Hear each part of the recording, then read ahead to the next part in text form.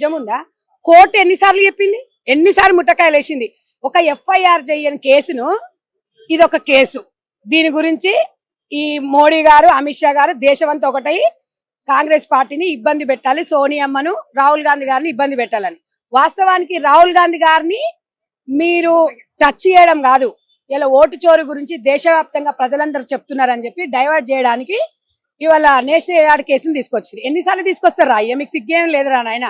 మీకంటే కోర్టులు, తెలంగాణ రాష్ట్రంలో బీఆర్ఎస్ కు రాజ్యాంగం మీద గౌరవం లేదు, మీకు కోర్టుల మీద గౌరవం లేదు బీజేపీ పార్టీకి. మాకు కాంగ్రెస్ పార్టీకి రాజ్యాంగం అన్నా కోర్టులన్నా గౌరవం ఉంది. మేము కోర్టు ద్వారానే కొట్లాడతాం.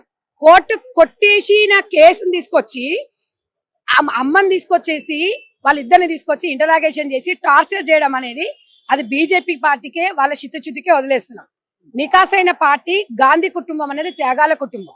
ఇలా బీజేపీ పార్టీకి చిత్తశుద్ధి, సిగ్గు, శరం ఏమన్నా ఉంటే నిజంగా ఆడ మనీ ల్యాండింగ్ జరిగింది అనుకుంటే మీరు ఆరోపించారు కదా, అది నిరూపించాల్సిన అవసరం ఇవాళ మోడీ గారి మీద, ఇవాళ అమిత్ షా గారి మీద ఉంది. మీరు ఏం చూపించండి, ఊరికనే మీరు వచ్చి చెప్పినంత మాత్రం దేశంలో ప్రజలు ఎవరు నమ్మరు.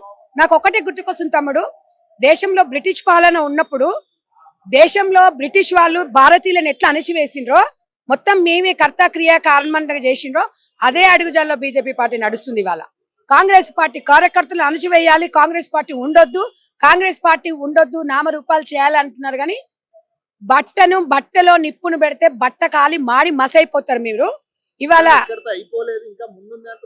వాళ్ళు అంతే, వాళ్ళు అవసరం అనుకున్నప్పుడు అంటారు. ఇప్పుడు ఓటు చోరీ గురించి చెప్తున్నారు కాబట్టి దీన్ని తెర మీదకి తీసుకొచ్చారు, ఏదో రకంగా చేస్తున్నారు. నేను అనేది ఏంటంటే చట్టాల మీద గౌరవం ఉంది కాబట్టి వాళ్ళు ఎఫ్ఐఆర్ చేయని కేసుని వాళ్ళు ఏం చేయడానికి ఉండదు.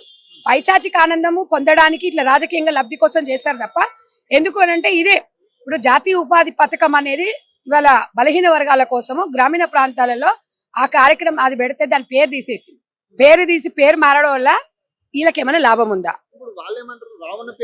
ఇప్పుడు అట్లాగా సరే, మీకు ఆ పేరుంటే మీకు ఏం నష్టం జరిగింది మరి అది చెప్పండి.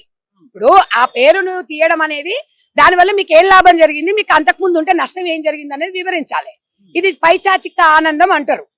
గాడిద కొడుకులు, బీజేపీ నా కొడుకులు ఒక్కటే చెప్తున్నా, ఓటు చోరీ మా రాహుల్ గాంధీ గారు చెప్పిన విషయము తెలంగాణ రాష్ట్రంలో సర్పంచ్ ఎలక్షన్ల మాకు బయటపడింది.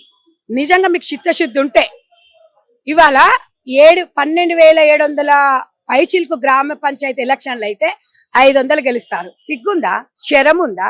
ఒక ఎడబెట్టుకుంటారు బండి సంజయ్ గారు, మన కిషన్ రెడ్డి గారు. గ్రామీణ ప్రాంతాలలో ఎవరైనా ఒక కార్యకర్త నన్న బీజేపీ పార్టీలు ఉన్నారా? మరి ఓటు చోరీ అనేది కరెక్టే, ఎందుకంటే ఈవీఎం